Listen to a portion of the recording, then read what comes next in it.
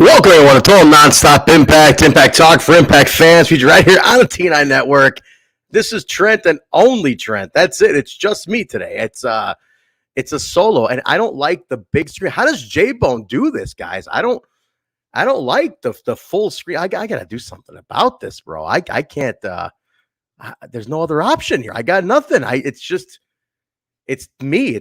I gotta put the ticker on. Where's my ticker, man? I can't do this. I don't know how J-Bone does this facing you guys with the full screen up. I got the artwork back there. You can't see it now.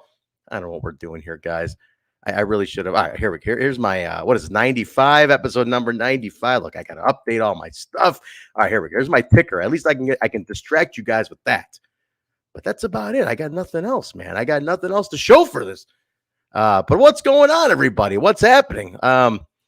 Bill, you're in the chat. Get the hell in here. Help me out. I'm drowning over here already. I'm hurting. You need to jump in here and help me out. Did you not watch Throwback today? Did somebody watch Throwback today and wants to get in here? Does anybody want to do Throwback with me? I am open inviting to anybody who watched this episode of Throwback with me. But if you didn't fucking watch it and you bullshit me tonight and you just jump in here just to get some clout, I'm going to have a problem with you. But anyway, listen, guys, welcome to TNI. It is the Time Machine Tuesday. Please subscribe to the channel. If you're not subbed already, give it a subscription on YouTube, Twitch. If you're watching on twitch.tv/TotalNonstopImpact, give it a sub. And don't forget, guys, also patreon.com/WeTalkImpact. He is saving my ass. There he is. Thank God, Bill. I'm drowning over here. Jesus Christ. I wanted the people to see your nice background here. I like the backgrounds. You look at my tree, Bill. Look at that tree, huh? You see that? That's very nice. You're very festive over there. Look at this, Bill. I live alone, okay, and I have a 7-foot tree for a single guy. Bill. That's going all out. That's not usually the single guy route, shall we say? I got so many ornaments on that thing. Well, it's not a real tree, though, right? Not a real tree. No, it's a pre-lit. It's a pre-lit. Okay. You know. Oh yeah, single guy getting a real tree, then I would be totally lost with you. No. I will say it's my building that I live in, my condo here. They have a great service. They'll remove it for you. If you know, because it makes a mess when you remove a real tree. They'll remove it for you. They'll clean up after you. It's a real great service. But I got that pre-lit. Nice.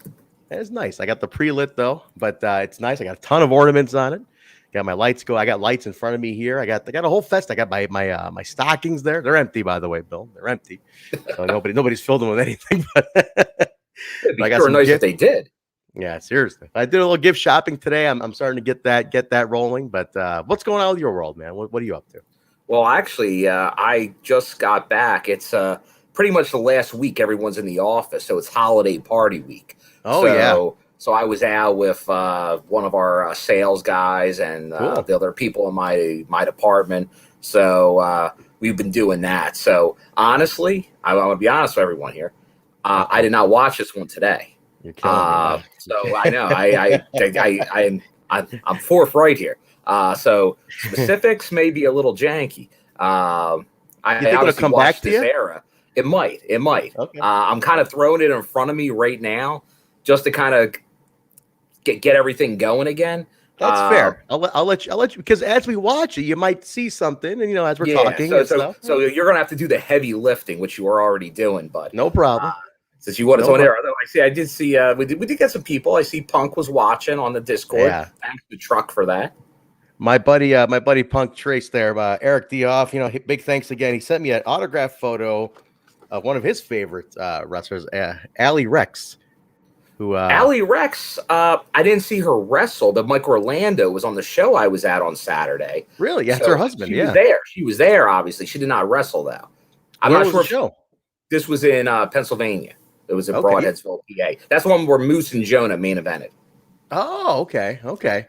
Nice. Yeah, they're from Jersey originally, these two, apparently. They are, but I know I guess he's running a gym down in Eric's neck of the woods. Eric is a member of the gym. Yeah, I believe he's working out Sarasota area.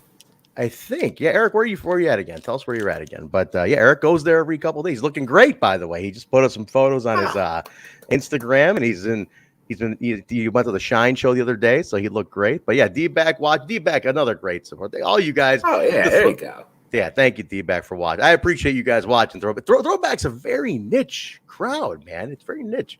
It's not everybody's into the old stuff. They really aren't, man. But no, it is. It kind of it does speak for the era. It does. The people were either real into it or they were not. Yeah, it's true. And you see, like, there's shows, and we were into it, but there's been shows where, like, that was not a good show.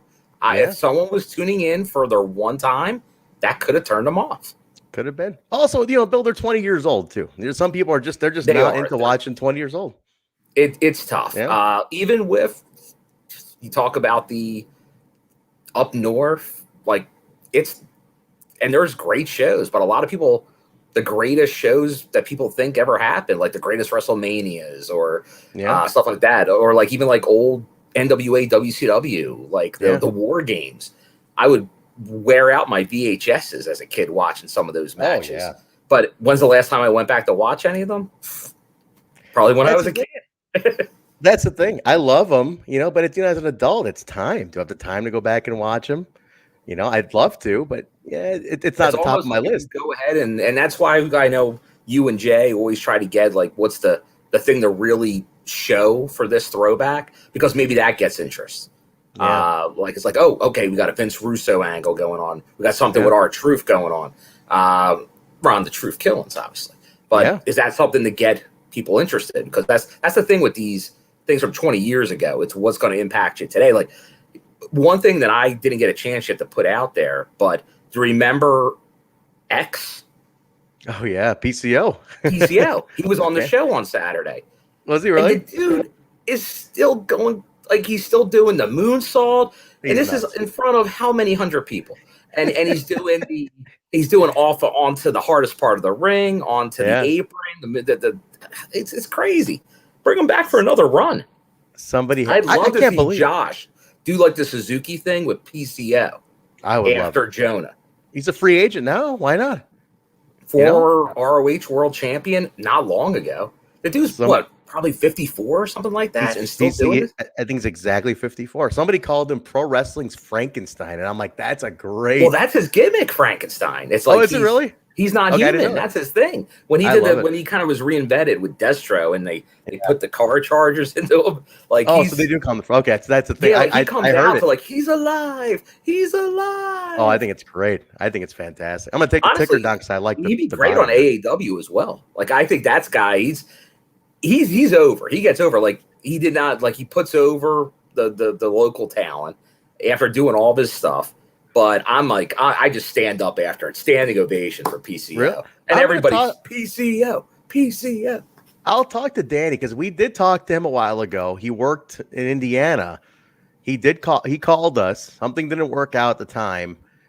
We'll dig that back up. We just booked our special guest for February. And like, it's gonna be like the meet and greet guest, but we just booked that one for February. And as you know, December we got Ruby coming in, Heidi Loveless, Ruby Riot.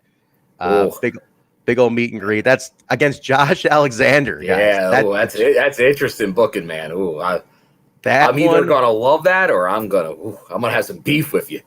That's that. Move over, Bison. The beefalo's coming. I gotta tell people. I gotta say that one's got to be kicked around as a little bit of the AEW Impact feud, because the challenge was put out there. She put it out there. She specifically asked for it. This is a shoot. That's what she wanted. That's who she wanted to face, and that was it. It was like, we're gonna do this feud. We're gonna do it on this platform. I'm like, holy crap, that's pretty cool. So, it's interesting. They're already Sports Key already picked it up as an AEW versus Impact feud taking place in our ring. Nice. So, I thought that was interesting. Yeah, and you look at it, like, I was just at Impact versus New Japan, technically. Even though Jonah's in both, it's kind of it's interesting what we're seeing on the indies. And I think with all these releases and the storylines going on, because as people are signing, you're seeing as soon as they sign, like AEW signs somebody, they're booked for multiple indies the week after they're signed, for the most part. Except for like Adam Cole's and those names. But like, as you just said, Ruby Soho. Yeah. Very big signing recently, but on the indies as well. She is. Yeah, exactly. Absolutely, guys. I think it's going to be real interesting to see how this could kick the next year. From what I understand, also, there's a lot of AEW contracts coming up. It's going to be real interesting to see who gets kicked out there and who hits the indies back again, who starts making those rounds, who's going to have there's a lot of bodies. Like now, a lot of bodies, man. Is there enough money to cover people just doing like YouTube and stuff for a while? That's what I'm saying. Probably, but for how long? I don't know. We'll see. There's definitely going to be some, but how much? It's unknown.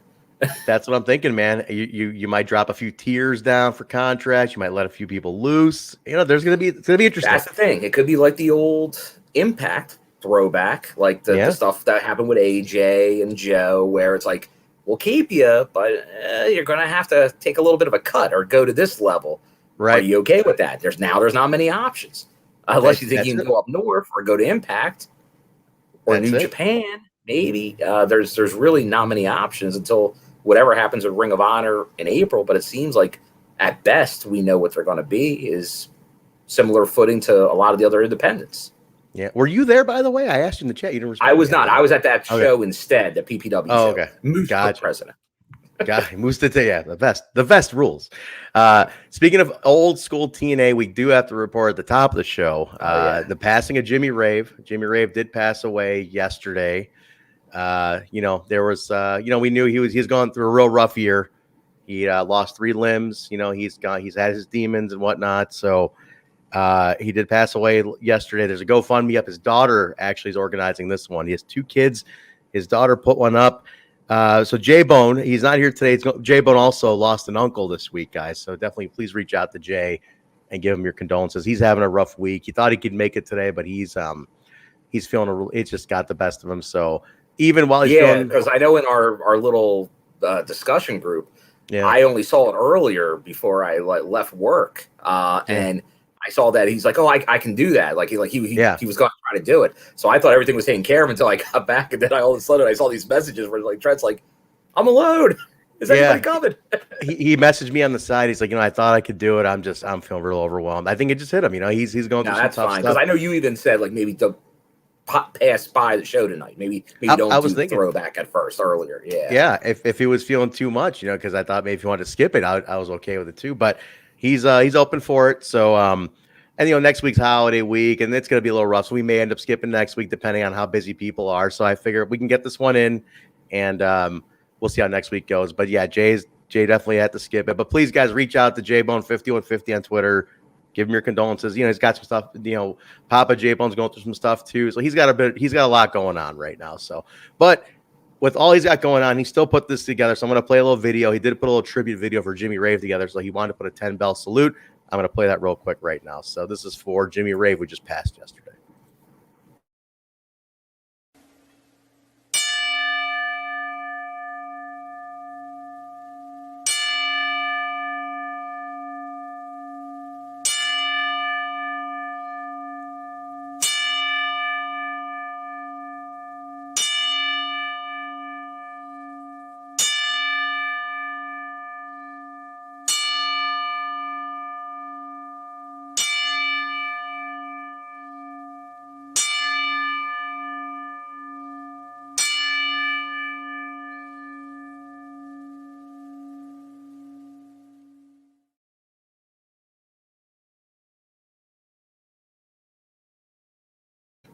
Very nice. Thank you, J-Bone, for doing that. You did a very great job with that. So rest in peace, Jimmy Rave.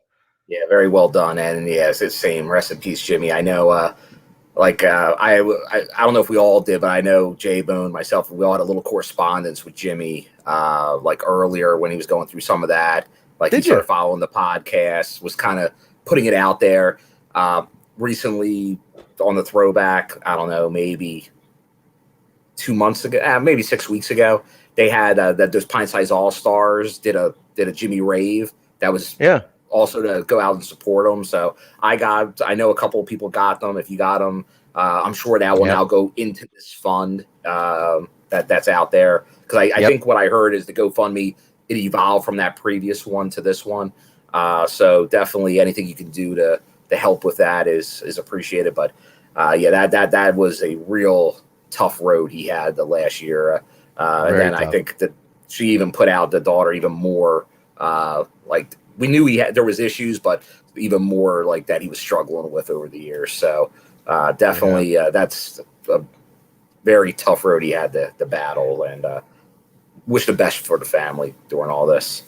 Yeah. I just looked at his wiki. I'm totally confused. I kept thinking that he had an X Division title run, but he did not. I thought he did. I thought he gave it to him at some point, but he did not have an X Division title run. I was totally confused on that. I thought he got one, but I think I always got his run confused with what's his name from Team Canada. Oh my gosh, what's his name's trainer? Oh my god, jeez. Josh's trainer. Johnny Devine. Johnny Devine, yeah, because Johnny Devine had an X Division title run around the time, right? I kept thinking, and they had a little bit of a similar look. Yeah, it's Jimmy Rave, Johnny Devine. There's Jay's in there. Well, listen, rest in peace, Jimmy. Please, if you can, give anything to the GoFundMe. His daughter's link is floating around out there. Just type in Jimmy Rave. It's on. I think she got control of his Twitter, so I believe it's out there. But rock and rave. Love the rock and rave. Rock and rave infection, man. I got a great little story here, though. It doesn't involve Jimmy directly, but it involves a rock and rave infection. Lockdown 2010. Lockdown 2010. Christy Hemme, after rock and rave infection, she started a band called Hemme, Hemme. So she started a band because of her. Okay, I got her name. So, and I remember when it came out, I go, son of a bitch, this is going to be a problem because I'm HEMI. And I go, wow, this is going to be an issue because we had just put out our first album and we were floating on that one for a few years. It was 2008. It was 2010. We put 2008. We put the album out and it was 2010. And I saw her at the Lockdown Fan Fest in St. Louis. And I remember I go, hey, Christy. I go, hey, you just started a band called Hemme, right? And she goes, yeah. And I'm like, I'm in a band called Hemme, HEMI. And she's like, oh. And I'm like, we're going to have to talk about this. And she's like, yeah, holy God, wow, that's going to be interesting. And then she got pulled away. I'm like, you'll be hearing from my lawyers there, Hemme. We're hearing from my people.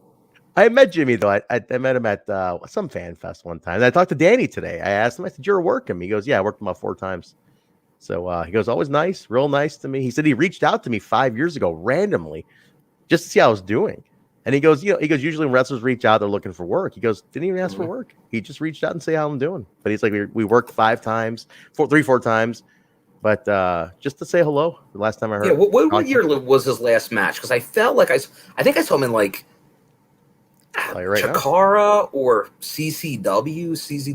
Like it had to be maybe the second or last year he was wrestling still. Well, they did a rock and rave thing, and didn't they do a Chikara thing at rock and rave? Like, did they do like a little reunion type thing? They may have. I may have been there for that. Okay, I'll tell you, it was his last match. I used to go to all the King of Trio, so I was probably there.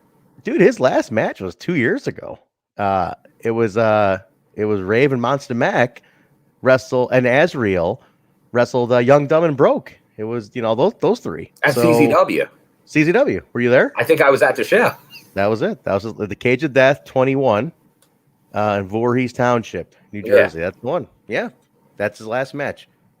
And prior to that, he did he was pretty active. I mean, wrestling. Yeah, he stayed active, man.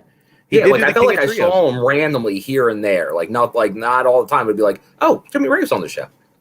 The big thing that happened that year, it was the Embassy reunion thing they did. It was Jimmy, Nana, and Sal wrestled the King of Trios. They did against Icarus, Deppen, and Travis Huckabee. I think I was at that as well. Yes, I was at that as well. And that was a big. So they were probably the 2 times I remembered seeing them not that long ago. Just 2 years ago. I mean, and pandemic year is kind of a skip in a lot of ways, So we just jumped. Man, what a poor guy. What a terrible. How quickly it got him, But sadly, it's very widely known. He had addiction issues, and it was an issue for him, and that's something that got the best of him. And it sucks that it happened, but my best to his kids, man. I feel bad for the kids. The kids is who my heart goes out to. He had young children, and I hope they can cope with it. But his daughter looks like she's handling it. She's his older daughter looks like she's really keeping a control on it. So yeah, guys, anything you give is going to the kids, is from what I can understand. So I believe the medical expenses were taken care of. From the initial GoFundMe, I think they were able to cover all the medical. I think Foley gave the last little bit to just finish off the medical stuff from when he was initially in the hospital. So anything else is going to the kids, and it's the burial expenses and all that stuff. So yeah, kudos to obviously Mick Foley. I know he always jumps in all that stuff, just like Scott Demore does. Scott, every GoFundMe, you'll always see Chris Jericho, Scott Demore, Mick Foley. Those three for sure aren't everything. And those guys are always paying it back. Always. And I'll even say this: Garrett Kidney, Impact's social media guy. Well, I'm not sure if he's still doing it, by the way. But he is. He is. Okay. Kevin Martin, because I asked that. Okay. Because I was wondering. But he thinks it like he was just probably all for doing some other stuff. But like he was just focused on probably the Impact account. But I was wondering the same thing because it seemed like he doesn't really tweet himself about Impact much anymore other than throwbacks. Right. So I was like, is he still there doing stuff? And he's like, he wasn't sure of his exact role though. Was kind of how, but Kevin's like, I don't know that. I don't know, but I know he's still with the company. Okay. Garrett always throws in something too. Maybe he's not giving like the $5,000, that Scott and Chris and all those guys are, but he is always in that list too. I will always give it to him, but definitely Scott, Chris, and Foley every time. So it's good to see that the brotherhood sticks together. I'm saying for people who dog Jericho sometimes for his political views, you want being on the right and all that. Hey man, the guy is very, very generous with his money when it comes to taking care of the boys. So that's key. That's key. Yeah, just that goes a long way. I like that they're calling me Veer, like for that new guy at WWE. The guy that I guess he still hasn't debuted, but he's I got a lot of hype. I got a lot of hype coming up here, man. He looks a lot like me though, Bill. I got to say, the face is there. The close-ups, when they get the close-ups of the face, like when you first came here and it's the extreme close-up, you're looking just crazy. like him. It's crazy. My beard's a little thicker. I haven't trimmed it down at all, but holy shit, man, that guy's looking. That could be related. Yeah. Like if you guys did a zoom in next to each other, it would. Oh yeah, it's related. Guys, real quick, just again, if you're watching on YouTube, hit the like button before we get started. Let's get started right now, though. We got a good one. We're doing NWA-TNA number 95 today. This took place on May 19th, 2004. Now, I was on my buddy Dave's couch. Dave, who will join us for episode 100. I have talked to him. I got to remind him because that's good. I got to give him the date. I can't. Oh yeah, that's not far. That's 5 weeks. Well, depending on if they all happen, but you're not far from now, really. 5 weeks, directly 5 weeks. I will be in Hawaii, so we're gonna have to bump it to when I get back. I'm taking a trip to Hawaii from the 10th to the 20th, so we're gonna have to bump 100 to probably the. I think I know someone from Hawaai. Yeah, he's been in contact with me. Our buddy Paul here, he's been in contact with me. He's been like, "When are you coming? Where you going?" Am I crazy? There's certain nurses from Hawaii too. The nurse from Well, who do you think's instigating this whole goddamn trip? Now, is this your first time going to Hawaii? My first time. Yeah, you ever been? I've never been to Hawaii. It's funny because when I was out at the Vegas tapings, somebody else mentioned that they were going to Hawaii, and I'm like, man, I've always kind of thought about that, but it's like I never pulled the trigger on that. But hey, if I can get enough of a deal, if there's still deals to be had. Man, maybe. Bill, I'll tell you right now. Delta, $400 round trip. Ooh, from Chicago. 401 that's not bad to be exact. At all. That's a great price. Connecting through Salt Lake. That's it. Okay. It's bananas. It's Delta. And to what island you going to? Honolulu, man. Right directly to Honolulu. There you go. They're trying to get staying in Honolulu, or are you going to one of the other islands? Going to Honolulu first. We're gonna jump over to Kauai right away. Stay a week or 5 days in Kauai, then come back. Her brother still lives in Honolulu, so we're gonna stay with him in Honolulu. When we come back, then we're gonna fly out of there. All right. So, yeah, $400, man. You can't beat it. It's tough to beat. It's nuts. It is nuts. So, how much spam will you eat? Apparently that's the thing to do. We'll see, man. We will absolutely see. I can't wait. I got the poke bowls, the sushi. I can't wait, man. I cannot wait. The food apparently is amazing, so I can't wait. So, but let's jump in. May 19th, 2004. I was on Dave's couch. We've established this. There was nowhere else I could have been. I chalked up to $5. My half of the 10. Bill, May 19th. May 19th. I have to look. I'm not sure off the top of my head, but May of 2004, we are now in the era where I'm at the job I'm still at today. Because I started there. I'm there then. So I'm thinking I may have been at a trade show because it's trade show season, May. That's trade show season. Yep. So May for sure. I may have been in Las Vegas, because all the shows were either in Vegas or Orlando early on. Yeah. So May was more likely Vegas. So that's probably where I am around this time. Okay, Vegas he was, and he's no stranger to Vegas even to this day. He's no stranger to Vegas. No stranger. Like it got me hooked. Got me hooked then. I had never been to Vegas until I went out there for work, and then I was a sucker for it after that. I want to do something here, Bill. I'm going to throw it out there to him just because he is a big supporter. And D-Back says he watched it. D-Back, and I want to invite a couple of the throwback folks in here once in a while. But D-Back, do you want to jump in here and do this review with us? If you got a I don't know if you got a camera set up and all that, but if you want to jump in here, let us know if you want to jump in and do this review with us. You could be the guest today. Let us know. What the hell's about this May 19th? What happened on May 19th? Oh, was there? What are they talking about? Hold on. They're saying bad things happen on May 19th. Something about Kane. What happened on May 19th? What am I missing here? He debuted at the King of the Ring. That was in June. I know that. What's about May 19th? Kane did a horror movie about May 19th. What's about May 19th? What am I missing here? That See No Evil movie? Is that May 19th? I never saw it. What are we talking about, guys? Yeah, somebody fill me in. I'm totally lost here. I know there are certain dates that have different meanings, but I'm not putting it together. I'm not putting like it together. Cain, Cain and Abel. Cain, that Cain, did he kill Abel on May 19th? I don't know. 04, I don't know. Who knows? If it ain't 867-5309, I don't know the numbers. All right. So at this point, I want to put this out there again. So Bill, you were not on last week's, but they have announced the launch of the Impact weekly show at this point. It's going to debut June 4th of this year.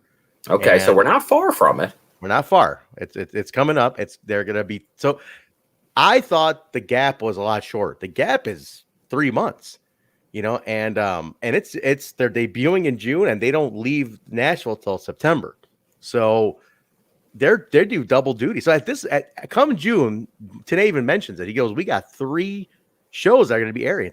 Weekly Impact on Fox, the Asylum Wednesday, and the Syndicated Explosion. Think about that. So what's live? Live is going to the weekly pay-per-view. Yes, weekly Wednesday, live. And they're also going to tape TV that day. Is that how it worked? No, they were taping separate. Explosion. Yeah, TV. They were going to fly to Florida and tape TV in Universal. That's what they were starting to do. So it is Florida in 5 shows. It's Florida. That's it. They still do the weeklies for weekly stays in Orlando for a couple months. Okay. Yep. But they do the Wednesdays though for until what? What number did we figure out? 111. 111. We got about 11 more to go. I mean, we're in the home stretch here. Like we're almost out of here with the Asylum. Like this is almost it. That's crazy. I don't remember that overlap. I don't remember being that much. I thought it was like 2 weeks. That was a couple weeks. Yeah, that's what I'm guessing. Like I remember the pay-per-views were still going on, but I thought it was real short. Yeah, I thought it was like I'm with you. I think it was like one, like maybe one overlap, maybe 2, but then it was over. But it's months of it. 3 months of it. Hey, big thanks to the Front Row Material Pod for rating us just now. So thanks to the FRM Pod, Mike Freeland, our good buddy. Yep. Beardo, Mike Freeland, all these guys. Thank you guys for the raid. I love the show. Great show. Yes. So the overlap's big, but they've announced it. Well, yeah, and the opening contains one of their guys, I believe. The first match. Yeah, it does. And you notice the opening also is the music that they keep for a while. It's that intro music that they keep for a long time, actually. When did they start this intro music? I want to say a couple weeks ago. Weeks, yeah. It's only been a few weeks. So like this was already in planning for TV. So like they were already upping things at this point. Oh yeah, you could tell. I mean, they were getting ready, and they were definitely getting ready. I'm sure they got a little bit of a grant, a little bit of money to start it off and kick things off. But that was it, man. Tanae's all hyped up. He's getting back to network TV, so he's psyched. So, but anyway, we kick it off. So we kick it off with the match that has stipulation. So D-Back, you can't join us. He mentioned he's not set up, but so just be us. Jerry Lynn and Bobby Roode. Bobby Roode. The stipulation is if Jerry wins, he gets 5 minutes with Scott Demore, and if Roode wins, Jerry steps down as NWA captain on Team NWA. Match is fantastic. I think it's Bobby Roode. It's a young Bobby Roode, short hair Bobby Roode, real young Bobby Roode. So this is the non-Team Canada Bobby Roode. This is Team Canada. It's Team Canada. Yeah. Great match, and I think it was fantastic. Oh yeah. The coach is there. Coach is there. Yeah, coach is there. Coach tries getting involved. Coach, you screwed up there, Coach. You screwed up, and you cost Bobby Roode the match. and then you screw up. 5 minutes with Jerry Lynn afterwards, and then it's an official match, bell rung and everything. Jerry Lynn versus Scott Demore. Demore was impressive, man. Even Don West taking shots at him, going, Mike Tenay go, what do you think the weight difference is here? He goes, I think Demore's at least 600 pounds. He's like, come on, Don. And he's like, well, no, but he's got a little weight on him. He's got a little weight advantage on Jerry, at least 60 pounds, But he was throwing some good leg drops. He was doing okay. Demore, I mean, obviously Demore is a wrestler, and then Tenay puts over. He wrestled for many years and runs his school and all that stuff. But what sucks about this is that the Team Canada interferes. The match gets thrown out. Team NWA comes in. They all brawl. I kind of hate when that happens because we all look forward to the 5 minutes. You want to see Jerry beat him up and get the 5 minutes. And, it's like, it turned into a schmoz. So, a little hype for next week. The World X Cup kicks off. So what was the time, you think, instead of 5 minutes? How long did it last? Oh, they were right at because Tenay was even timing it. They had the counter in the corner. The schmaz ended up happening at the 45 seconds left mark. So they almost went the full got most 5. of it. Yeah. So they almost got there. They almost got the full 5. But he didn't get to pin him. That was the thing. There you go. Adam's right. The franchise of TNA Global Impact Wrestling. During that era, he was the man. He was not just the it factor. It wasn't just a gimmick. He was the guy for a while. My favorite, I did. Terrence, I saw that that tweet about that Scott put up with the bow tie. The WCW Worldwide account on Twitter put up a old Scott Demore clip when he was jobbing on WCW and wearing a like vest and a bow tie. And Scott's like, "What the hell am I doing?" He goes, "Man, I should make Sammy Callahan wear this when he comes back." I did see that that he put that out there. Yeah, I do not remember that at all. Yeah, like Scott Demore with that gimmick. Yeah, well, he did a lot of weird shit, man. He was, but he can work, Scott. He's trained a lot of guys. And obviously, if you've seen lately on Impact, the guy's still a great promo. Yeah, I mean, he knows how to talk. The guy knows what he's doing. Can never take it away. He's been around for many, many years. So, but yeah, talking about Bobby Roode, my favorite Bobby Roode. I don't know why this one always sticks in my head. When he lost the title to Austin Aries at that, Destination X 2012, I want to say it was. The following Impact, Aries is in the ring. He's celebrating. Roode comes out. He doesn't say anything. He's just huffing and puffing. And he's huffing and puffing. Gets in Aries' face. He just goes, "Fluke! Fluke!" I'll just never forget him just saying, "Fluke!" I don't know why I found that so funny that he just kept yelling "Fluke." It always sticks in my head. That's a guy. I still gotta imagine Bobby has one more run. One more run. It's got to be an Impact. He's got to finish at Impact. I never felt he's a WWE guy. He's there. He's cashing a check. Yeah, and I know he had that big, with the glorious thing. He kind of had his moment. Oh yeah, and he's got a couple of belts, but to me, I just felt like he's just renting space up there, and then his home is here. Like Eric Jones, just like Eric Young, and they were at the same time. Those guys kind of were like, it's time to go. But then it was time to come back now, and I feel like Bobby Roode, just like Eric Young, seamless.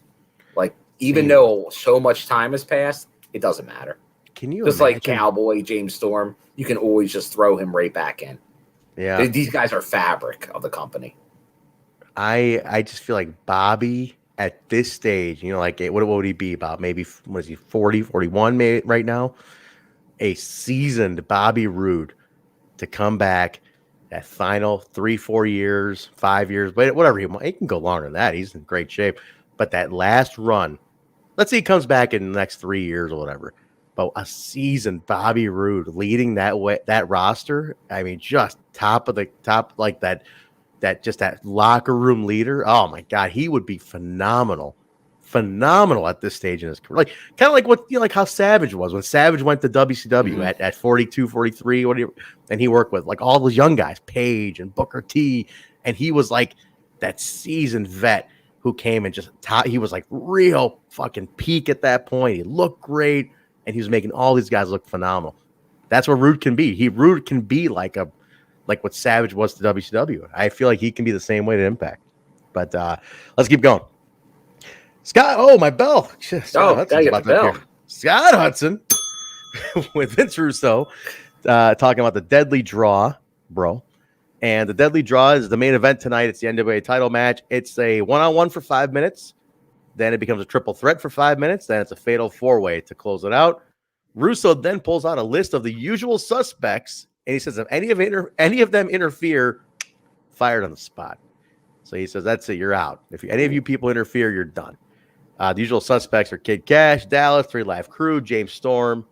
And I think there was one more on that list, and I totally missed it. But he says AJ has to earn it tonight if he's going to do it. He's 45, Meyer. Okay. Meyer. Like, wow, that's crazy. Adams, Mount Rushmore, Mayor. Roode, Young, Storm, and AJ. That's a good one. That's a good Mount. Everybody put your Mount Rushmores of Impact. I'd love to see what everybody's got here. What's your Mount Rushmores like mine, of Impact? I think I'm pretty solid on mine, but there's I definitely AJ. You got to put AJ.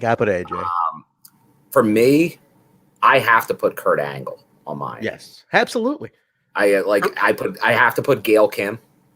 Yeah. And my fourth one, that's always the toughest one that I debate on is that fourth. I think those 3 I can't really not. But then you got Abyss, Jeff Jarrett. Storm. It's Storm. Like it is tough, that other spot. That's hard. So depending, I think the last time I did it is Jarrett because he's the founder. Yeah, you got the founder's role. He had his multiple runs. Like it's tough not to go with him. But like Bobby Roode gets in that territory. Eric Young is in that territory. I know. He's in there too. Sting. How can you say Sting's not? Sting. Like Sting is it feels so important. Long now. But man, Sting was so huge. Like for the reason I put Kurt Angle in there, that's a reason to put Sting in there.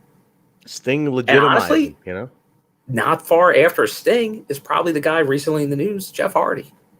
Yeah, that's another one, man. These guys legitimized the company. And he was huge. The 3 guys, 4. I'm going to give 4. One guy that was world champion not long ago. Christian Cage is on that list too. Another one too. But you put Kurt Angle, Sting, you put Christian Cage, and you put these guys all made it, and Jeff Hardy, they made valid that company. Like I know you, and it was a company that already had something going, and then these guys just added to it. A little different than how like AEW now, like they're signing these huge names, but that's right off the get go. Like this was a company that's like, okay, this is a pretty good wrestling company, but then it's like Kurt Angle. Like Kurt Angle got everyone's attention. Everybody. That was the one. That was the one. That's why he's got to be on my Mount Rushmore. It's just him, AJ are like, and then it depends what you want to do. Like just for, as we always say, what's the best thing about Impact Wrestling today? The Knockouts division. That's Gail, Awesome Kong, but it's Gail. Like Gail is she's the GOAT. Yeah. So it'll eventually be Deanna. In some point she'll be on that list too. We know that, but it's definitely Gail. It'll be Rosemary at some point too. We have some fixtures there, but it's Gail.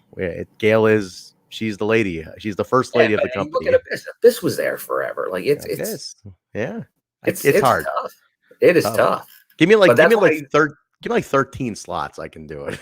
Yeah, so that's why 3 feels pretty solid for me, with the 4th being the toughest. But yeah, I guess I got to give it to Jared. It fair. Feels like you're insulting him by not giving it to him. That's fair. Skull, did you end up getting tickets to see Jeff Hardy? Jeff Hardy's playing an acoustic show here on Friday. Oddly enough, despite everything going on. So he's going to the show. It was sold out, but I think you got tickets. Okay, great. Very cool. All right, let's keep going here. Yeah, so focus on your music and painting, Jeff, for a bit. He's got money, focus on that. We go to a match. It's David Young versus D-Ray 3000. Now they show clips from Explosion where D-Ray beat David Young. So they've taken it where Young is 0-38. This is like the Goldberg record now, because I could have sworn Young was winning something at some point, but it's like he's 0-38 in televised matches. I'm like, when was the last time he won something? Was it like a tag match? I think so. I think he's lost a lot, when doing the whole thing with Glenn and Swinger, and I don't think he's taking all the pins. And it was just funny. It was like they're selling a whole thing like he is completely just a loser. He can't win. And I remember this storyline very vividly. So they have a good match. I mean, Young's a solid, Arn Anderson-ish type worker, C.W. Anderson type kind of guy. And they're going at it. During the match, Irish Pat Kenny comes in from the crowd, brawling with Glenn Gilberti and Swinger. He's whipping him with the belt. Young gets distracted. D-Ray rolls him up, gets the win. If anybody remembers D-Ray 3000, I mean, he kind of looks like that dude. What's that guy's name? Andre something. He's a comedian now. Andre, so he's got his own TV show. He's a writer. Shit. Andre, oh man, there's this comedian. He's on a bunch of stuff. His name is Eric Andre. Okay. He looks like Eric Andre a little bit to me, but he made it to Florida. D-Ray ended up going to Florida. He got to the Impact Zone, but he was glorified. He was a glorified jobber. It's what his thing was. I feel like, was there a recent in Impact TV? Did they reference D-Ray 3000? They did. Striker, of course. Striker. Yeah, it was Striker. He loves, and you know what? At times he can hit a home run doing that. I probably wouldn't go as far as he did, because he's making like us pop for that, which is it's a niche. It's a niche on a niche. But it's like, you love when you hear something like that, and occasionally it's great when it does. But it's almost like the Dennis Miller on Monday Night Football. It's like you're going so obscure for like the pop yourself. Can you imagine occasionally you pop others? Imagine D-Ray just watching Impact at home, just like watching the show, and he hears it. What? Hey, what? Hey, wait a minute! He just said my name. Oh shit! Let me rewind it. Like, just said my name. And he hasn't been referenced in years. But D-Ray was one of those lovable goof characters, basically. And I think what happened was they ended up they ended up teaming D-Ray with like Shark Boy, and then like Don't Fire Eric, and like they were like this goofy group for a while. But it was the whole thing. You can like take the goofy stuff for so long. They only had one show. Remember at that time, there's only one show. You can stretch the stuff out, so they had to kind of limit that stuff. And eventually D-Ray went away, so that was the end of that. But they get in the ring, and then Pat Kenny starts whipping the NYCs. Trinity comes in. She tries to make it a move. He whips her.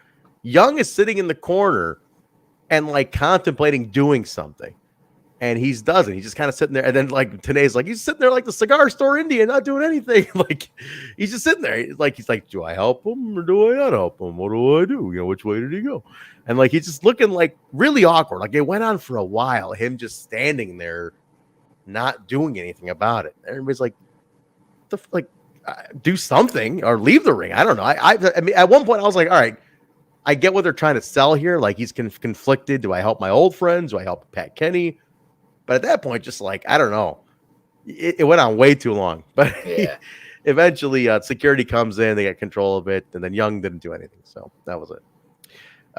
We jump right back to Scott Hudson with Team Canada, talking about what just happened with Jerry Lynn. They just talk about how they're going to dominate the World X Cup. There's hyping that up next week. World X Cup. Always a hit event. Yeah, obviously. Might have to wear the Team Canada jersey for next week. Oh, you have to. You got to. And then they go to a little preview match. It's a 3-on-3. Team Japan NOSAWA, Mitsu Hirai Jr., and I couldn't get the third guy's name. I kept trying to catch it. Missed third guy's name, but then against Team Mexico, Abismo Negro, Aguila, and Heavy Metal. Mexico is like super over because they've been there so long at this point. So the crowd loves them. They're more known. Yeah.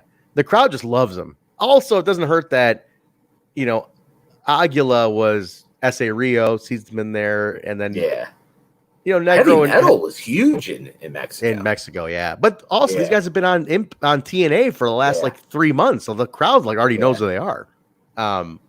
Team Japan, everybody's like, oh, well, I don't know who people are. So it looks like the third one was what? Hijikata?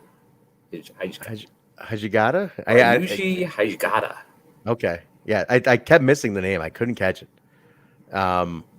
Great match. Just an exciting. I mean, there's not much to even say. It's just it's what you expect. It's Mexico versus Japan, X Division, just bonanza. Mexico gets the win. Just a fun, balls to the wall, everything you expect from 6 high flyers, So just a good preview. Yeah. Nothing really happens without. But in the middle of the ending, now as the match is kind of winding down, Goldie walks out. So the music's playing. Goldie walks out, and she's with Abyss.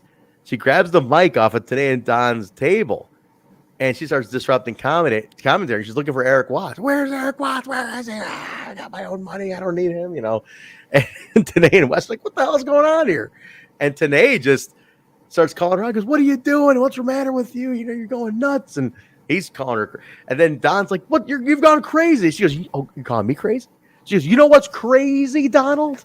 She goes, crazy is wearing a same variation of the same, a different variation of the same shirt for the last 2 years. That's crazy. That's been one of our gimmicks starting this whole run. In my notes, Bill, I wrote silver on silver, by the way, because they did show them here. Silver on silver is nice. I'm a silver on silver fan. He looked good. Don's like, no, you're just crazy. And he's like, crazy. But it doesn't take off because Eric Watts jumps through the crowd and starts beating up Abyss. Eric Watts is wearing an Animal from the Muppets t-shirt, which was great. Crowd is losing their mind. They love Eric fucking Watts to this day. We've gone over this. Eric Watts I can't believe it. Over. Recently, in the photos of DDP's wedding. Yes. He's like his best man or something. He looks great. He looks phenomenal. He's with his wife, Mrs. Watts. Want to see Eric Watts out there more, man. It's a shame that Eric every Watts year is out there more.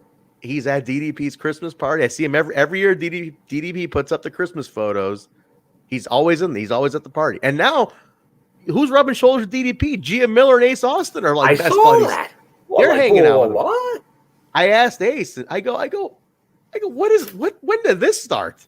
I go, what is this now? You and Gia are pals. And he's like, I'm, obviously goes, I do the DDP yoga every day. Super. And I put it over all the time. And I asked if I can come down and if I can get certified. And he's like, absolutely. Well, bro, absolutely, bro. And so he's like, come on in. And he's like, whenever we can, we head down and we work out with him. And I'm doing my certification. So he's getting certified. Ace is going to be a DDP yoga certified trainer. And he's in him and Gia, they're at the wedding, for God's sake. He was hobnobbing. I was going to mention that because I saw that picture. I'm like, wait a second. Ace Austin, man. They're hanging with DDP. It's like, what's going on here? And I saw the Eric Watts one. I'm like, good for these guys. Hey, by the way, I talked to him about the fire and everything. Mm-hmm. And what a blessing in disguise. He's like, blessing in disguise. They got a beautiful house now. They were able to get a beautiful place with a big garage. He's able to set up a gym. And he's like, we lost everything. He's like, we did break in after hours and we're able to scrounge some more stuff out of there. We lost pretty much all of it, but he's like, we were able to get a couple of things. He was able to save one pair of his gear. No, he wasn't. It's all fucked up. I think his kick pads he was able to save, but he had to have rush gear made for Bound for Glory. Gia lost all of her stuff. So clothes were gone. They were able to get a couple of things, but he's like, you know what? But thankfully they were safe because the fire started on their back patio, and really? it started in their unit. Nothing they did. It was just an electrical fire, something electrical mishap on the wiring that was in their unit, like on their back unit or whatever, back patio unit. and it just spread from there. So they got the worst of it. But thank God they were okay, man. So I mean, it was a blessing. They were okay, but man, they're doing okay. So anybody to contribute to their GoFundMe to get them back on their feet. They got a beautiful place now. They're doing okay. They're back on their feet. So good to see that. So yeah, big thanks to everybody who put that out there and helped them out. But yeah, man, how about that? But Eric Watts, super over. And he looks great. I think he still looks fantastic. So this guy, seeing Eric Watts as often as we have on Throwback has made me like him. Like even more. Like I just like Eric Watts. He wasn't some big star. You know, he was always pegged to be, you know, because of the, you know, he was pushed by his dad in WCW. People are always like, oh, he got pushed because of his dad. Hey man, I think his TNA run is underrated because I think he did it on his own. There was nothing there that he got. There was no dad push because that was always the heat that he got was, your old man pushed you. Hey, he did this one on his own, and I think he looked great doing it, and he tried his heart out. It wasn't always the greatest stories, a little cheesy, hey, but it was on his own, and he was over like fucking Rover with the Asylum crowd. Bottom line. Yeah, big dude. Big dude, man. Different. It's just they never could find really the right true story for him. Yeah. This one seems to be going, it's got some legs, you know, it's a little weird too. It's wacky.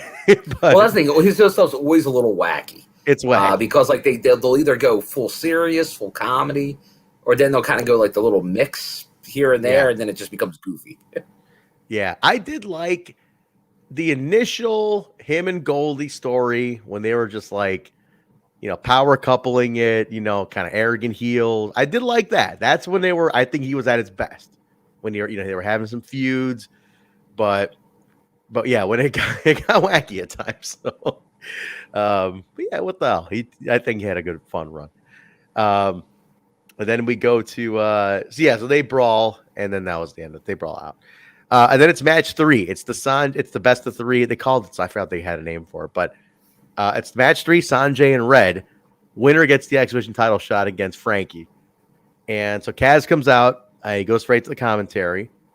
This is probably my favorite one. This is probably my favorite out of the 3. Probably my favorite one of the 3. I know I didn't like match 1. Jay liked match 1. I thought match 2 was better. Jay liked match 1 better.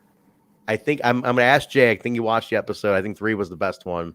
Anybody watching in the audience here, let me know what you guys thought. I think 3 was the best one. But awesome match. I mean, it's what you expect. This is where they pulled it all out. Red and Sonjay. Red wins. Kaz comes in, tries acting like he's Red's buddy, kind of more of a threat. And then Red kind of he ends up kicking Kaz out of the ring, and he grabs the belt and he hoists it up. So it's going to be Red and Kaz. I think he said next week. But this is kind of the rebuild of Red now.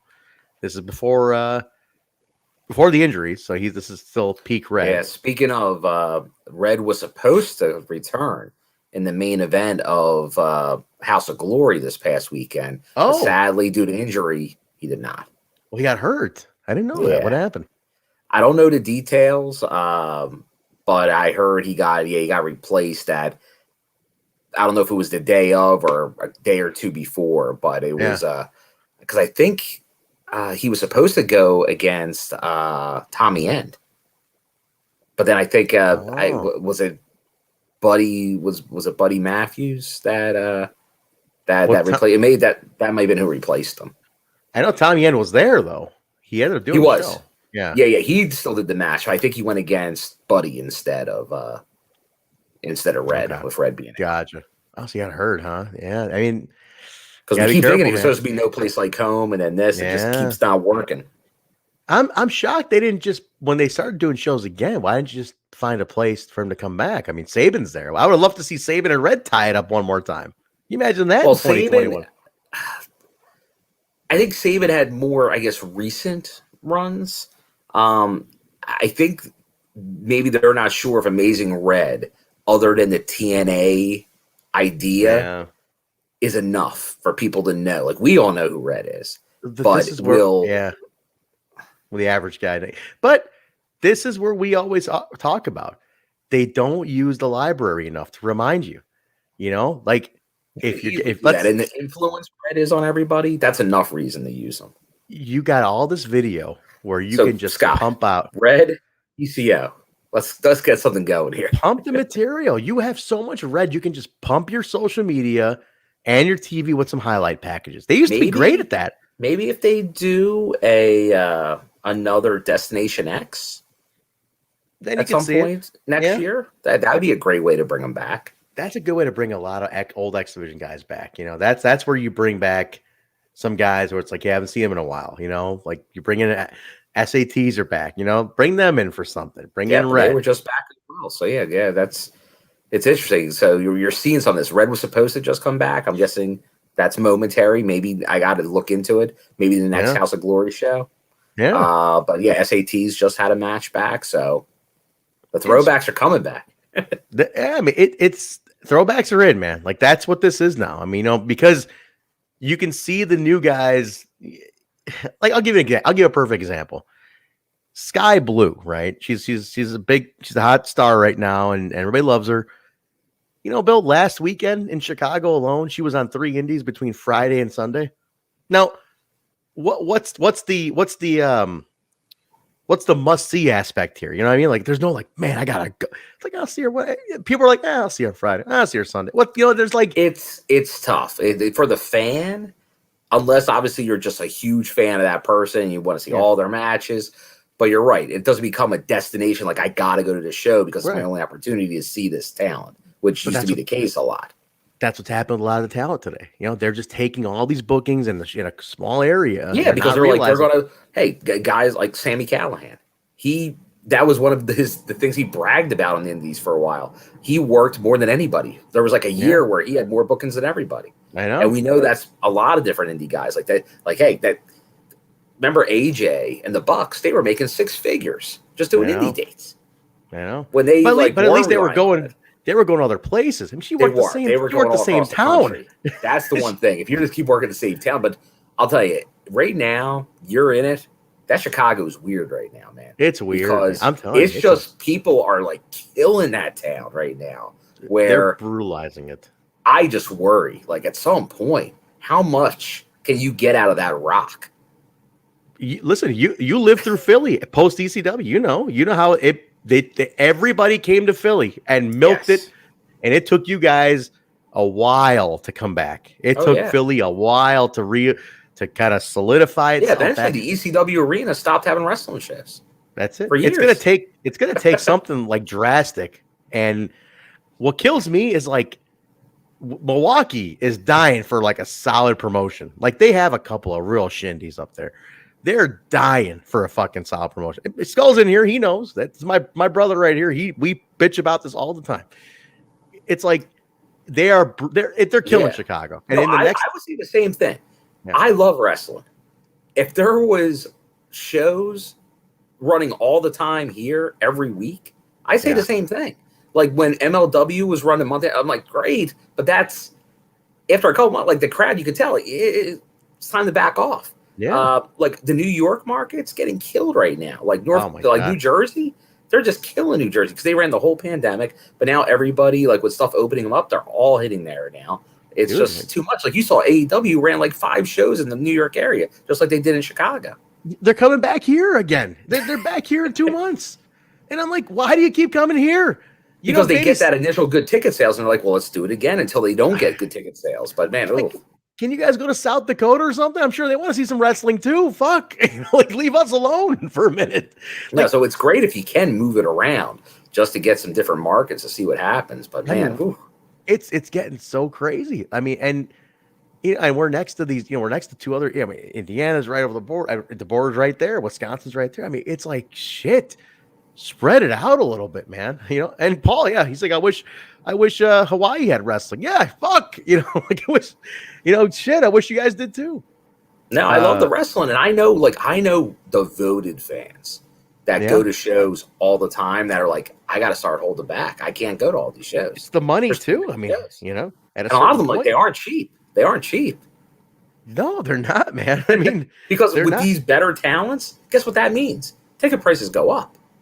That's it. I mean, look, we have to charge. Look what we have in our show. You want Adam Shearer on a show, you're going to pay a little bit more for that ticket. You got to. He's not cheap. He's like 10 to 20 grand. Like he's not cheap. These guys are not cheap, man. Like And what makes it worse, and this is not me digging at AEW, but what makes it worse is like you get some of these guys who had a cup of coffee and you put them on Dark immediately. You know what their bio starts saying on Twitter? Featured on AEW Dark, and now their booking rate goes up by $300. It's like, hey man, you did a job on YouTube. What are you talking about? In their mind, I'm sure they're like, hey, they're getting more exposure and maybe they're getting some more money. Like, I guess that's not technically, it's not a bad thing, but it's a tougher thing in the market. But I hear you. I hear that because we see so many people. Like, there's guys at my local farmers market that have been on Dark. Yeah. Think about it. You know what I mean? Like, what makes it special? And they have some potential for maybe, but sure, they're a ways away from anything. Right, but right. They've been on Dark. And I'll tell you, and like we said a few minutes ago, you lived through the post ECW Philly. That's where Chicago's headed right now. That's where the next year, that's where we're at. I know I can call it right now. And we're gonna have a couple years. I mean, we're already feeling it.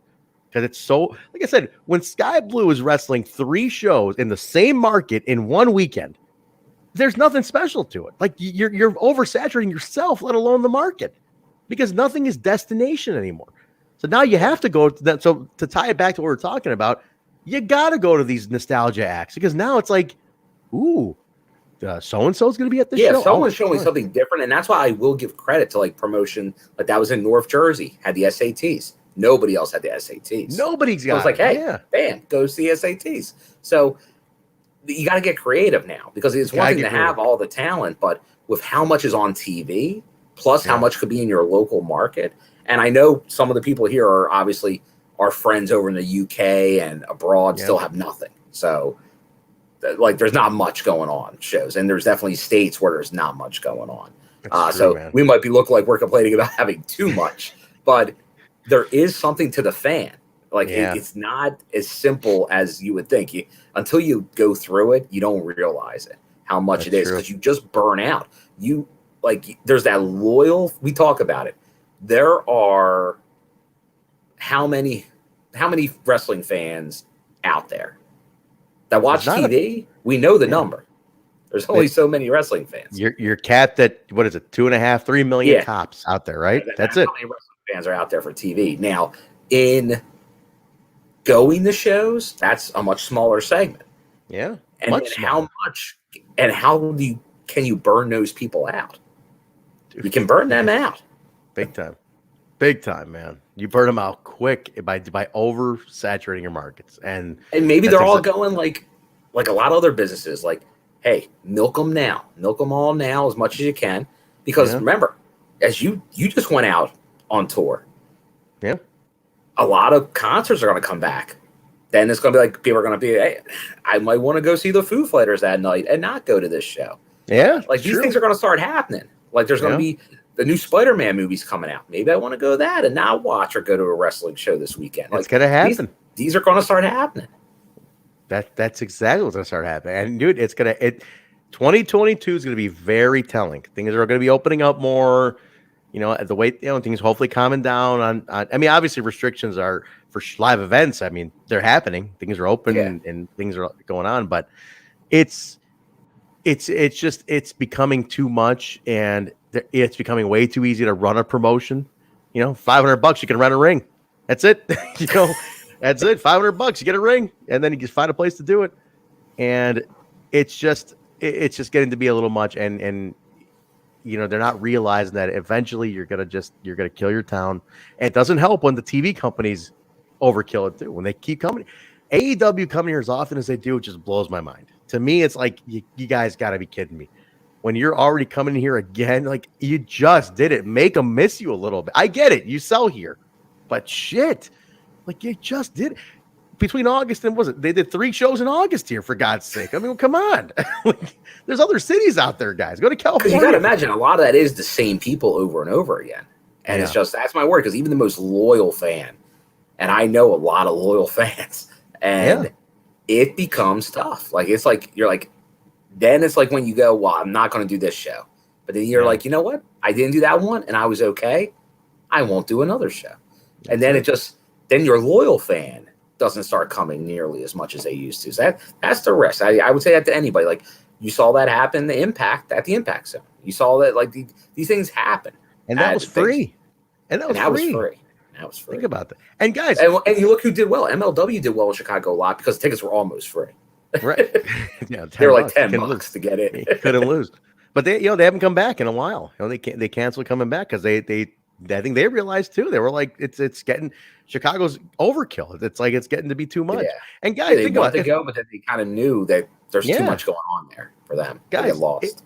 If Bill is saying this, there's truth to it. This is the guy who goes to a lot of shows. I mean, if he's saying it, there's a lot of truth to this. So, shit, man. No, I'm noticing it myself. Like I'm starting to scale back a little bit because now obviously Impact's running more. So, when I couldn't go to other shows, I was going more indies. But now, if there was a local, and like the real local ones, obviously I'll be going to, especially when they get the guys on the shows. Yeah. But some of those other ones, I probably like I was talking to another guy, like a Friday night, like other than a weekend up in New York City, I'm probably not going to a show in New York City during the week.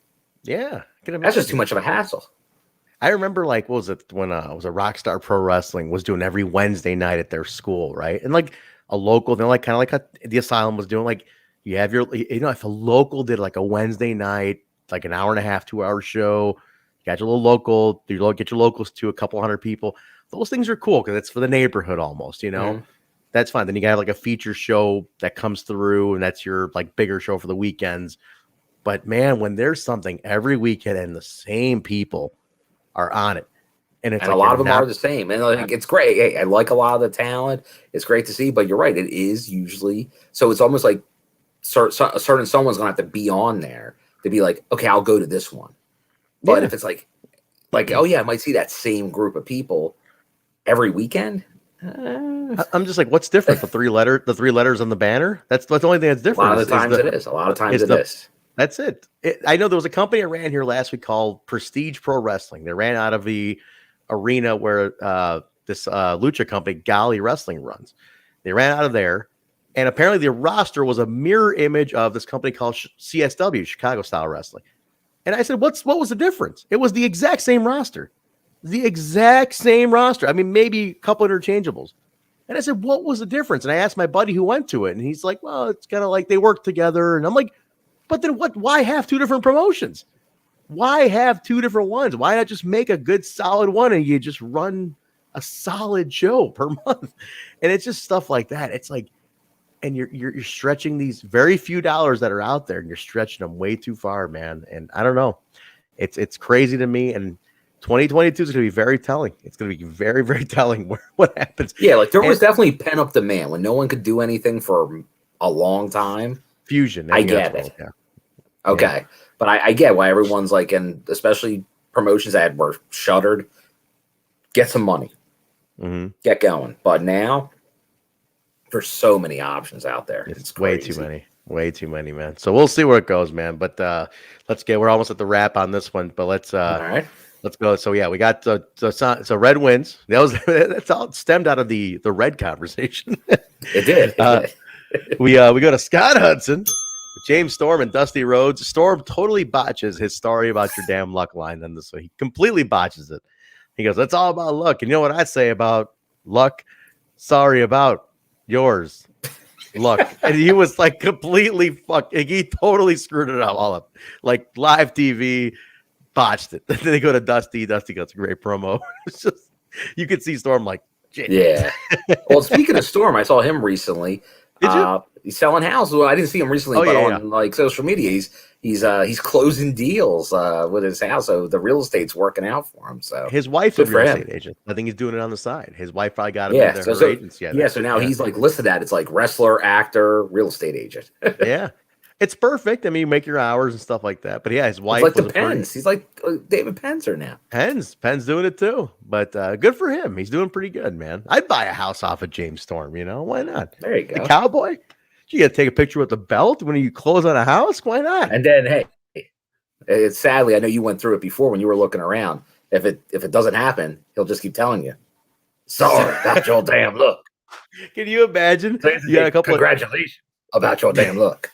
Yeah, a couple of showings lined up, and he goes, "Well, I got some bad news for you." I'm like, what happened? Sorry about your damn luck, but that house got sold. Fuck you, Storm.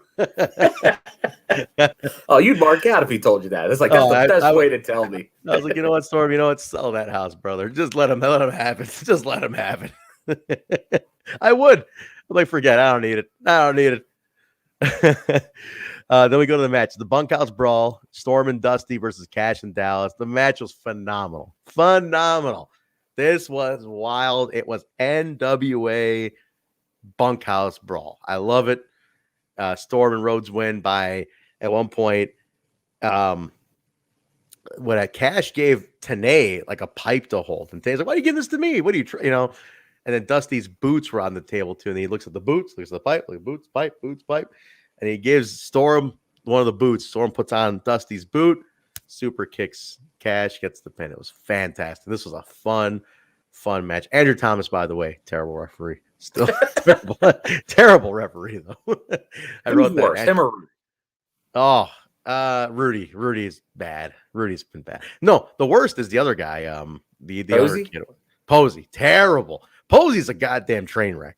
I can't believe he's on TV today. The only one that's not working on TV today is Andrew Thomas. Thomas went working backstage. Yeah. Is he still there? Have you seen him at all? Well, he hasn't been an Impact. He went with Kevin Sullivan to AEW.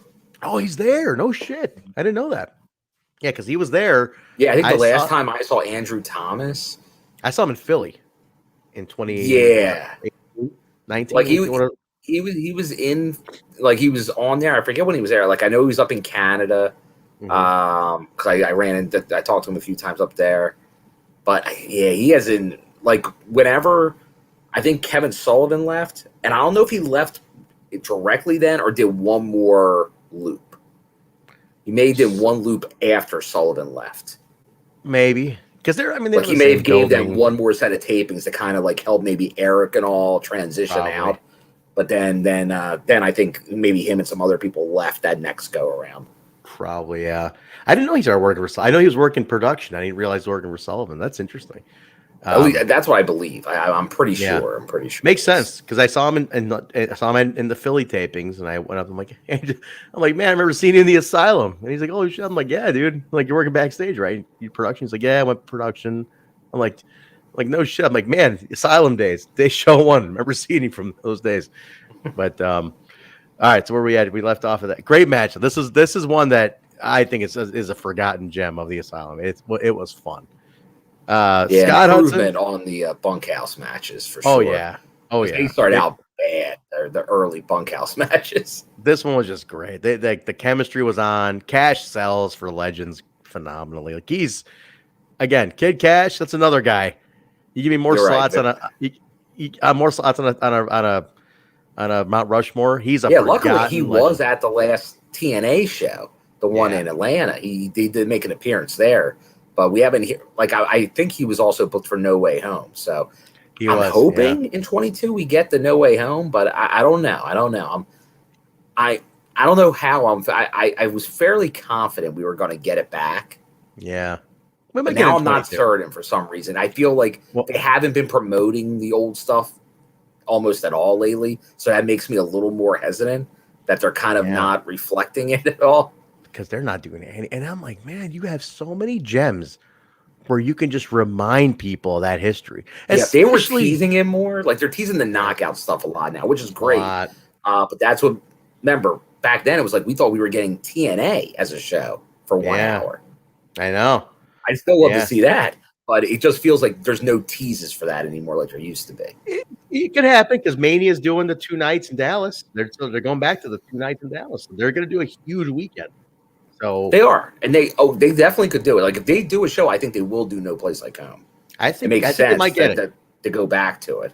I think you may get it because it looks like Mania is going all out. If they do it, that will get me to go because the only way I'd probably go to Texas for that Mania week is if Impact, because my guess is Revolver and Sammy will do pancakes. Like maybe he'll be back by then, if we're lucky. But it is great, though. I know someone said it earlier. I did see it. He will be at the IPWF show as the manager because he's announced for the meet and greet. It's drivable for him, so he should hopefully at least jump over there. You know, he could be on crutches, because it's Kentucky, and he's in Ohio, so he can drive over for a few hours at least. He can do that. That'll be nice. That'll be nice to see him. Scott Hudson, Monty Brown. This promo is fucking weird and amazing at the same time. Monty's. This is late. That's every Monty Brown promo. So good. Weird. He's so good. He's on the floor at one point. He starts imitating Hudson. It was great. And then we go to Weston Tenay. They're doing their rundown. They get interrupted by Team NWA. Chris Daniels on the mic, hyping up the World X Cup next week. Just a good rah-rah. And then Scott Hudson again with 3 Live Crew, BG and Conan. And they threaten that they're not going to sit back and watch. Even though Russo told them not to come in, they're not going to sit back and watch. And now main event, deadly draw, NWA heavyweight title.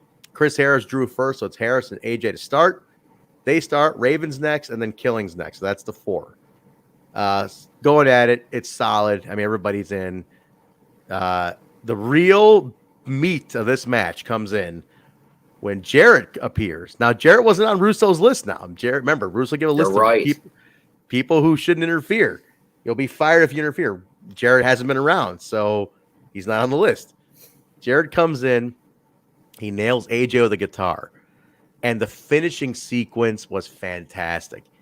I forgot who went. I think Harris. He's like, this is it.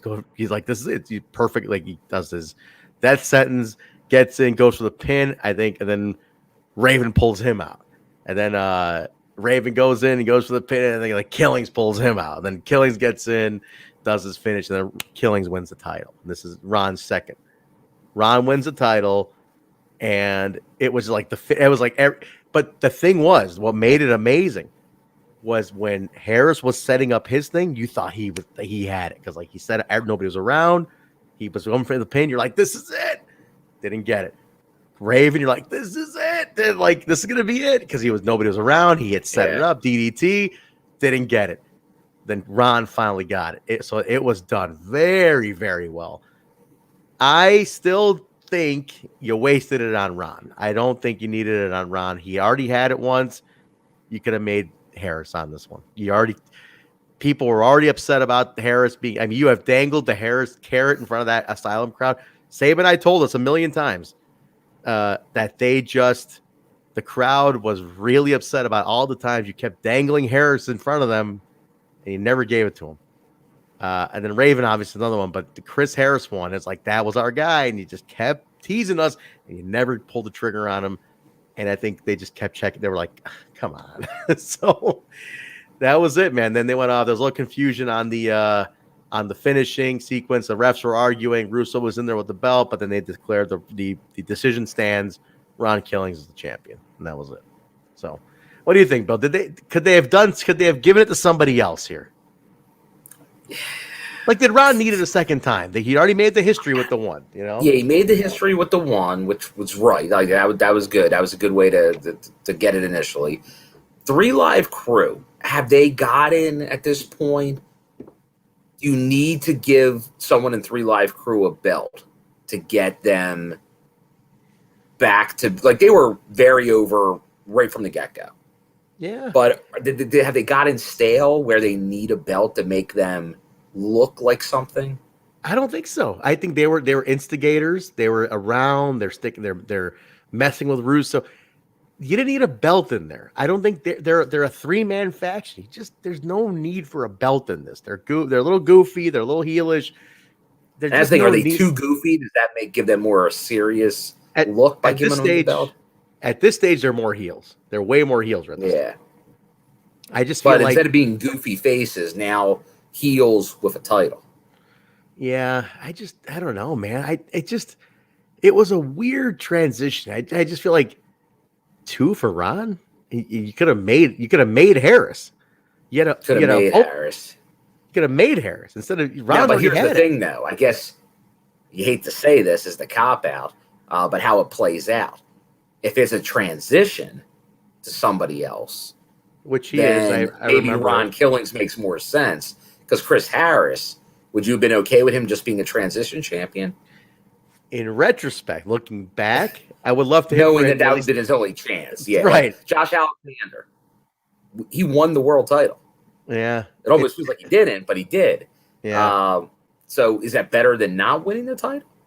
That's the thing. If he never gets it again, it's like at least I know he had it once. It's a notch on the belt. And I think that's what we look at for Chris Harris, since we all love Chris Harris. We've been like, it'd been great for him to get the title. Just once, just to have it. I think they had much bigger plans at one point. Like if they would have pulled the trigger early, I think it was because they were going to like make him a face of the company type thing, like they were doing with AJ Styles. But then they decided to drop that ball for a while. Now it's like they were teasing him as a maybe just to keep him in there, since they had built him up previously so much.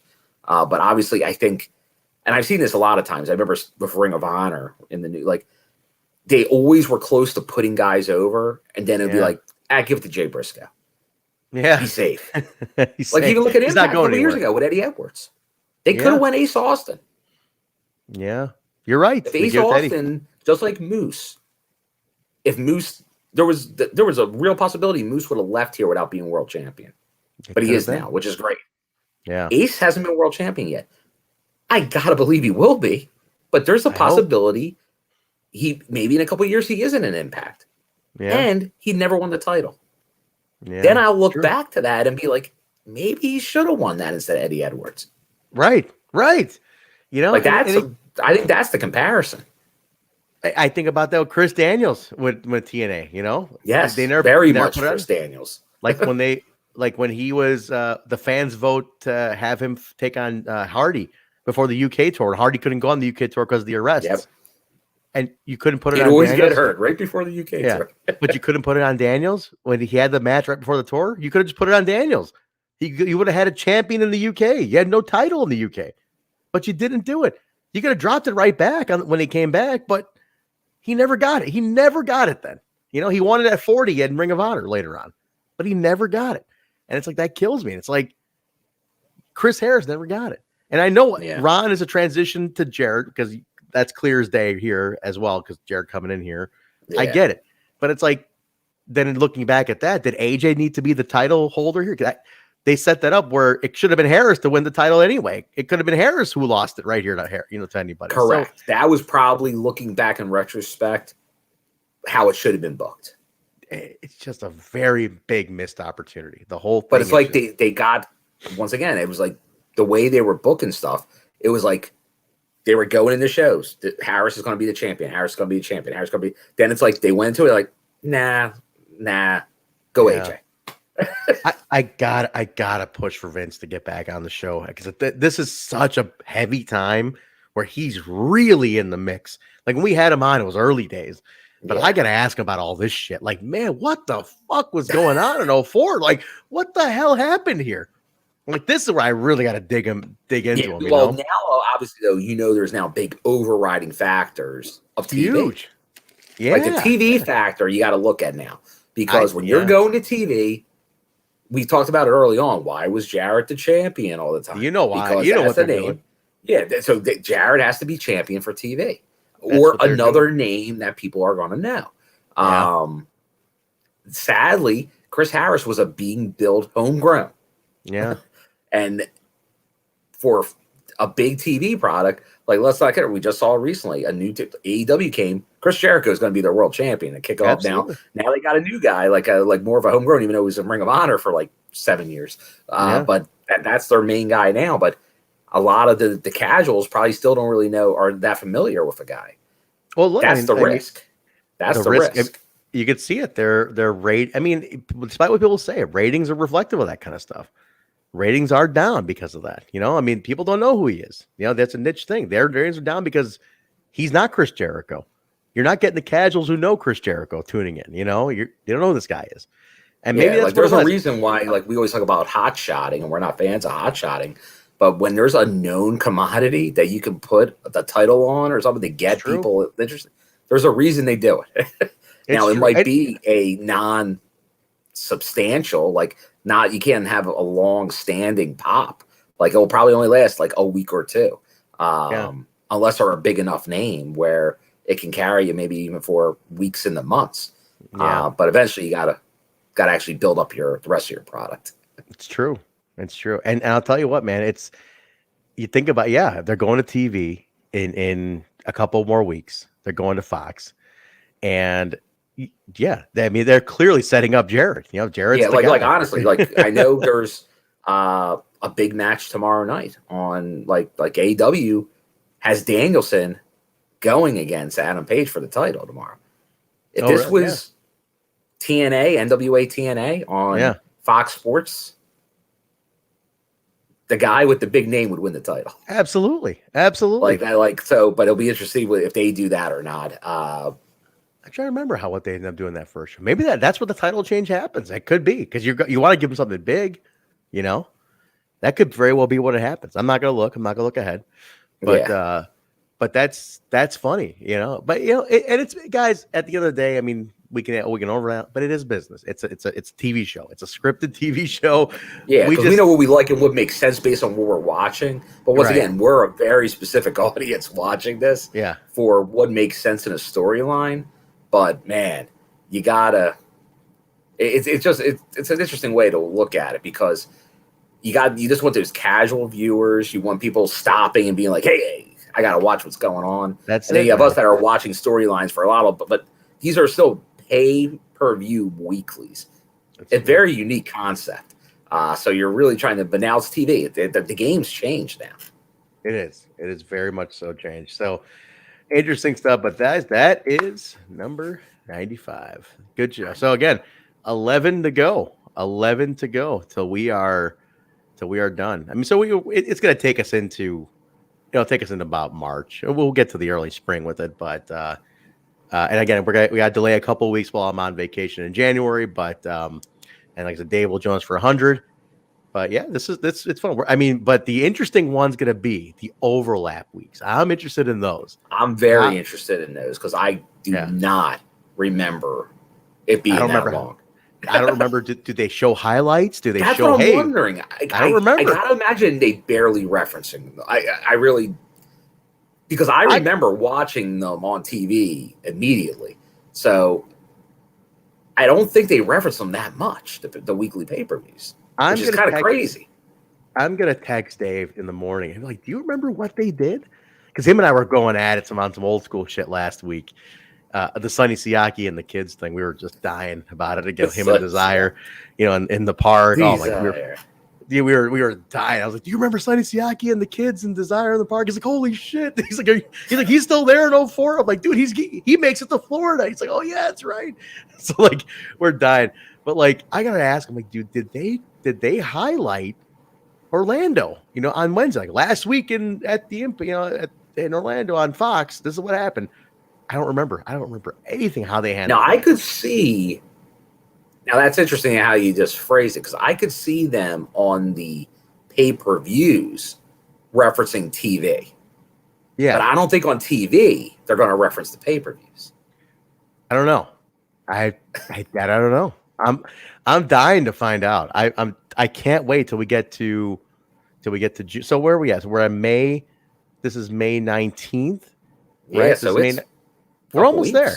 Couple weeks. So just the next 3-4, we'll kind of see how they handle it. Soundstage 21 is getting fitted out as we speak.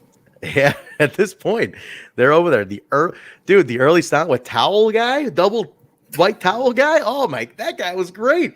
Center camera, 2 white towels every show, spinning, helicopter spinning. Did you ever get to meet that guy, Bill? I never got to meet towel guy.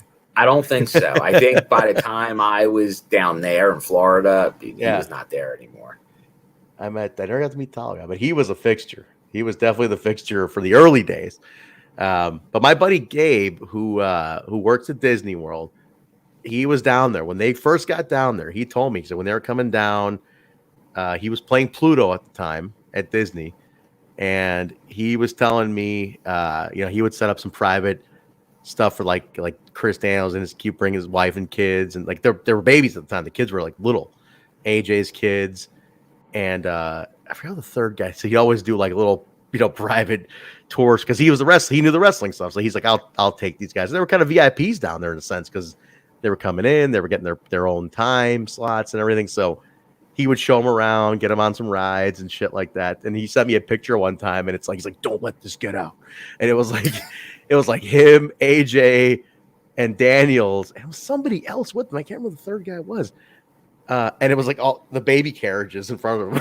It was all the kids were with him. And I was like, he's like, she's like, do not put this on the internet. I can't let this get out. Can't get it picked up. And I was like, this is hilarious. But that's when I'm talking, this is early days of the soundstage, like year one of the soundstage. And yeah, man, I remember talking to when they first got down, there was a lady, what was her name? She was like an agent for a couple of the talents, like kind of like, an agent. And she would like facilitate if you wanted autographs. I don't know how I came across her, like a message board or something. Looking back, it seemed kind of scammy, but I got to her credit. She put some stuff together. Like she was like, hey, I'm down here. I'm helping out with TNA. If you want 8x10s, let me know. I'll put them together for you. I remember I got a few. I think I got like Roxy, Laveau. I got Roxy. I got Roxy. I got God, who else did I get? I got some early days stuff. The Naturals. I think I got a Naturals 8x10 somewhere. Hot Shots. I got some the early. They're like the ones that were like $5. I was like, all right, give me like 5 for 20. So I was like, all right, who's on the 5 for 20 list? Like, I can give early Don West. Yeah, I got a Don 8x10 somewhere. I got a Don and a Mike somewhere. But it was like, she had like her list. It was like, AJ's on the premium, right? AJ's premium, but like, the Naturals are on this list. Jeff Jarrett. Even Sonny was on the premium list. Go figure. Of course, Sonny was. He was a $10 tier, but like AMW was premium, But I was like, all right, I was like, just whatever I could get. I was like, all right, give me 5 for 20. How about Russo? Was Russo available? No, it was on the list. It was not on the list. But it was fine, whatever you can do. But you would just like PayPal her. But I remember what bothered me. She took so long to get it to it. I thought I got ripped off. I was like, I got scammed. But no, they showed up eventually. They eventually showed up. So funny stuff, man. It was an interesting time. The innocent days of the early days of TNA wrestling. Early days of TNA. That's it, man. All right, but let's wrap it up here, guys. But all right, guys. So that's 95. Again, don't forget, guys, subscribe to the channel on YouTube. Give it a sub. Don't forget to check out our Patreon, patreon.com/WeTalkImpact. Bonus shows, family dinner, all sorts of bonus stuff going on. Take a look at it. Give it a look. See what we got going on. There are different tiers. There's all sorts of stuff you can check out.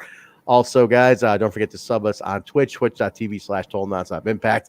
If you have Amazon Prime, you get a free sub per month you can use on Twitch. So make it ours.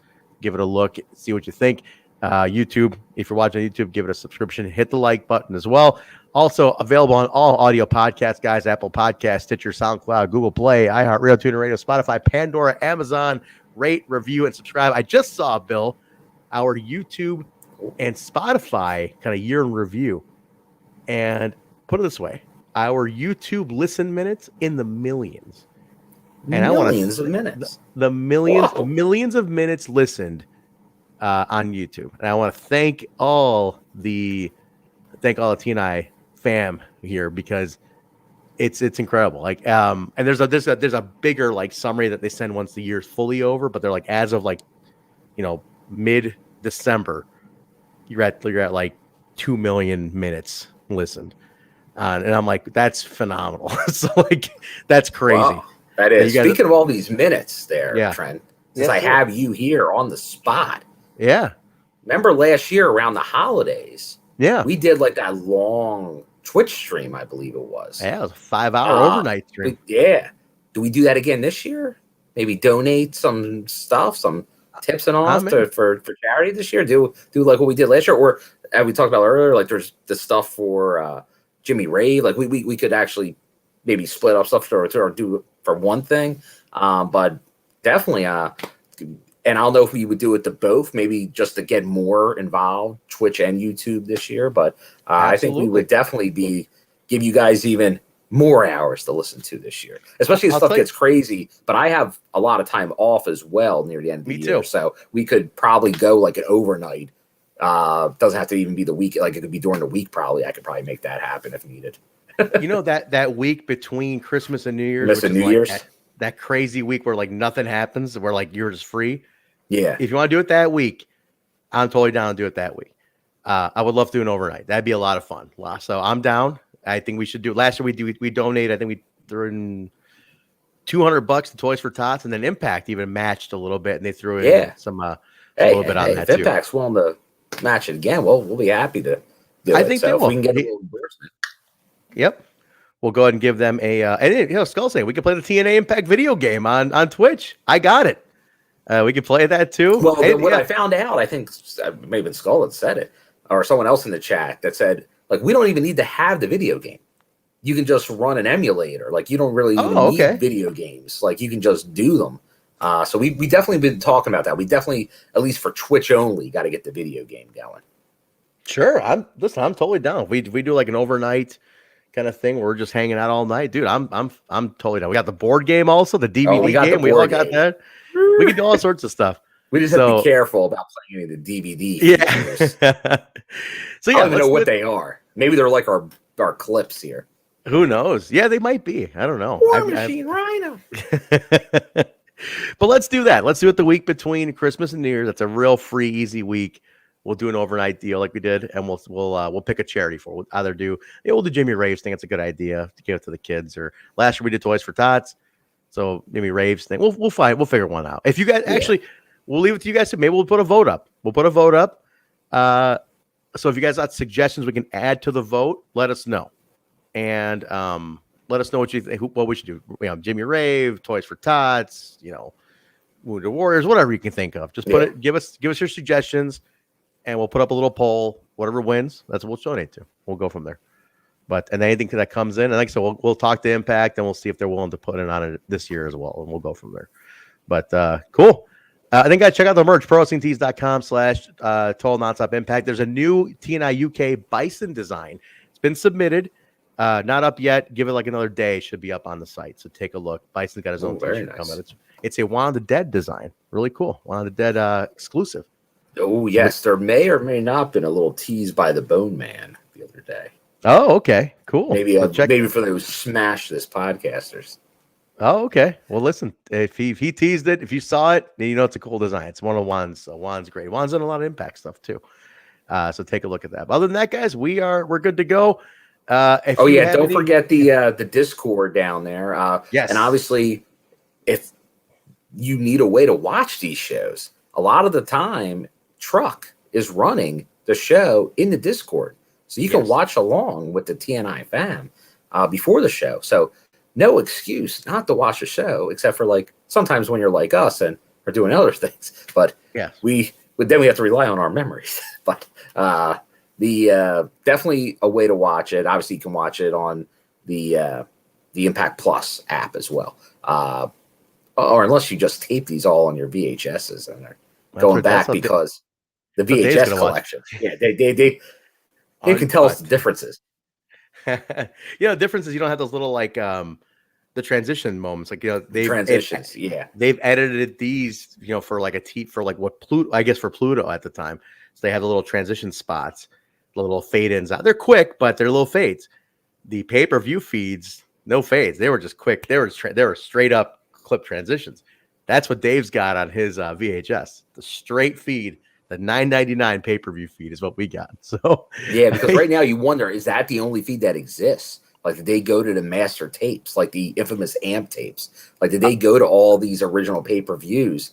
Maybe. And when they spliced them for TV, is that what they are now? Like there is no original cut anymore. I'll tell you what, he called me when I was talking to him. He's like, "Do you want the VHS?" And I was like, "I can't. I got no space for it." I'm like, "Man, maybe." I'm like, "We should offer that up to the fam and start an auction. All the bids, get the bids going here." Like, I'll tell you, some of that stuff's not bad. Like I know I still have a bunch of my old ECW VHSs. Oh yeah, like the ones I actually was taping off, like Sports Channel America back in the day. Yeah, listen, there's the original music and all that shit. Like, you can't get that anymore, man. I got a lot of stuff myself. It's gone, long gone. But yeah, listen, maybe I'll talk to Dan. I'm like, hey, listen, you want to put up count the amount of tapes there are, and if you're willing to put them up, we'll start the bidding, man. Shit. Skull say, let's make them digital. Digitize them. You can do that too, man. Who's willing to do it? There you go. We love the digital. You get to see boobies in those tapes, though. Adam's right. Yeah, although I'm not going to say you don't get to see them on Plus. They have not blurred them episode.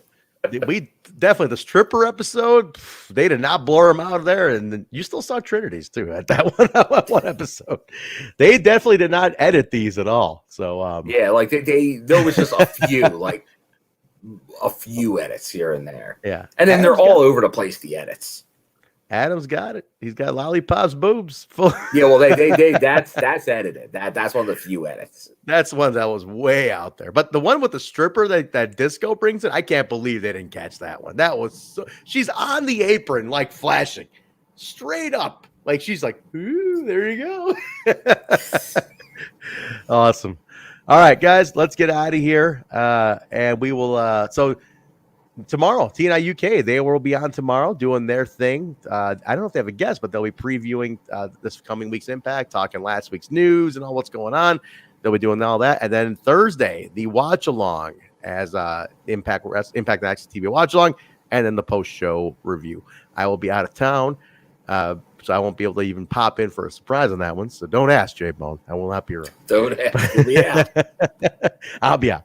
But guys, join us for all those. Nothing this weekend, but back next week. We'll get a poll up if you have suggestions for. Oh yeah, I will check with Jay because I'm not sure because IPWF is Saturday.